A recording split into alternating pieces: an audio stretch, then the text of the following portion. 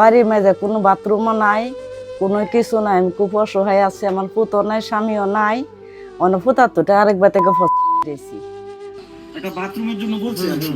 এখন সে আসলে অসহায় কিনা আমরা জানি না। না না আসলে অসহায় ওকে কিচ্ছু নাই একবারে অসহায় একটা ঘর কষ্ট হইলে মানে মানুষ কাম কাম করে আয়া এটার মধ্যে ঘর তোর লাগে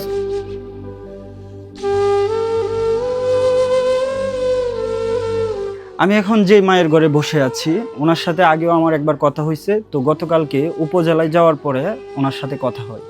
তো ওনার এমন একটা প্রবলেম যা আসলে সবার থাকে না, এই সমস্যাটা একটা টয়লেটের প্রবলেম। মানুষের খুবই খারাপ অবস্থা হয়, আমরা সবাই জানি। এই মানুষটার এই ঘরের যে জায়গাটুকু আছে এই ঘরটা ছাড়া টয়লেট নাই।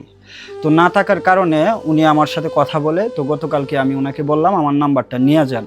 তো উনি বললো যে আমিও নেওয়ার জন্য নাম্বারটা। তো আমি নেই নাই, আমি ব্যস্ত ছিলাম। তো তখন আসলে আমার অত বেশি একটা খেয়াল ছিল না, ওনাকে নাম্বার দিছি, উনি আমাকে আর ফোন দেয় না। কিন্তু সারা রাত আমি একটা টেনশনে পড়ে গেছি যে একটা মানুষ কতটা কষ্টে আমাকে এই কথাটা বলে একটা ল্যাট্রিনের প্রয়োজন। যখন মানুষের প্রকৃতির ডাক পড়ে তখন জানে তার কতটা কষ্ট, কতটা লজ্জাদায়ক একটা বিষয় অন্যের বাড়িতে বা নিজের ঘরের মধ্যে এই ব্যবস্থাটা করতে হয়। করার পরে রাতের যে কাজগুলি যেটাই হয় সকালবেলা অন্য জায়গায় ফেলে দিয়ে আসতে হয়। তো এই কষ্টটা আমি অনুভব করি এবং সকালে আমি ওনাকে খুঁজে বের করি। উনি একটা ঠিকানা দেয়, এই ঠিকানা অনুসারে আমি খুঁজে বের করি। ওনার একটা মেয়ে আছে, ওনার স্বামী নাই, ছেলে নাই। তো উনি মানুষের বাড়িতে কাজ করে ওনার সংসারটা চালায়, মেয়েটা মাদ্রাসায় পড়ে। তো ওনাকে আমি ওইভাবেই এই ভিডিওর মাধ্যমে আনি নাই, কারণ যেহেতু ওনার মেয়ে আছে।